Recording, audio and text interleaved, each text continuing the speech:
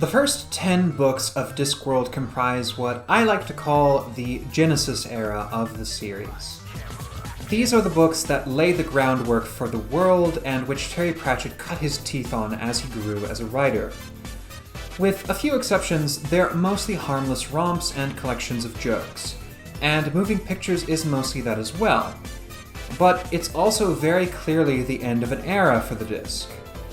To explain what I mean by that, though, let's first answer, what is Moving Pictures?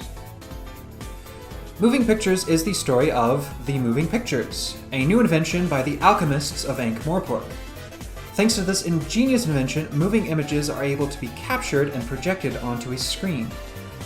No one knows quite how the alchemists came up with the idea, or why exactly they all decided to pack their bags and move to a mysterious place known as Holy Wood, but one thing is for certain.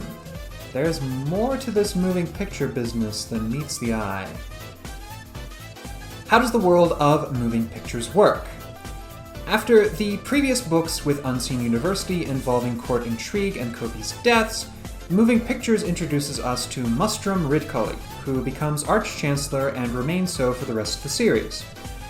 Ridcully spent the last 40 years away in the countryside, thus leading the university staff to assume he would be some easily manipulated country bumpkin.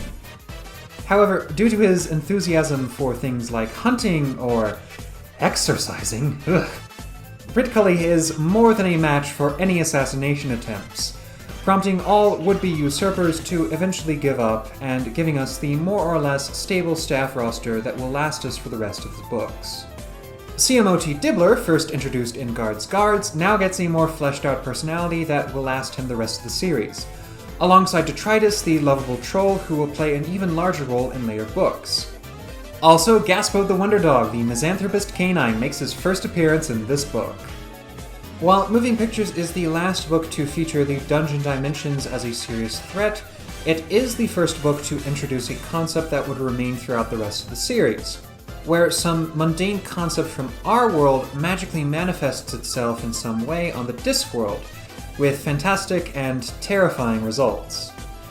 If you've noticed my frequent use of lasting throughout the series, well, just keep that in mind while we answer, what does Moving Pictures have to say? Honestly, nothing, but that's because in this book, Pratchett is cleaning house, as it were. While there are plenty of laughs and action with Pratchett perfecting his reference-based humor, most of Moving Pictures involves world-building, or more specifically, world-changing. While Equal Rights did something similar to this, I would say that book was more about showing the same world from a different perspective, while this book is more about actually altering the world itself. Having set down the rules of the world in the last 9 books, here Pratchett sets the stage for the rules and the world itself to be broken and changed in amazing new ways. What these changes are, though, you'll just have to stick around to find out. Final verdict. Similar to The Color of Magic, Moving Pictures is less important on its own merits and more important for setting the stage for later installments of Discworld. That being said, when comparing these two books side by side, Moving Pictures is superior in every way.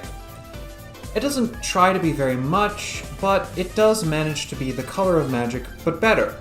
And honestly, that's pretty commendable in and of itself. Moving Pictures represents the pinnacle of the Genesis-era romps, and for that alone, I'm honestly willing to give it a 7 out of 10. It's not particularly special, but it is charming, and I will always remember it fondly. So, I'm Marco Keen, signing off, and I hope you liked this video. If you did, and you'd like to see me make more, please leave a like or comment down below, share my video via Twitter, Facebook, Instagram, or other means, and subscribe to my channel. Also, on the matter of things lasting for the rest of the series, it wouldn't be an A Quasi Milione video if I didn't take the opportunity to shamelessly plug my own book, The Song of Morian, Mercy and Monsters. I'm sorry, but the only way I'm stopping this is if I sell those 200 copies needed to publish the next book. And it's only $1 on Amazon, so please, if you want to support me and this channel, head on over and purchase a copy. I appreciate all of you who have bought a copy and all of you who put up with my continued shameless plugs. Thank you all, and I'll see you in the next one.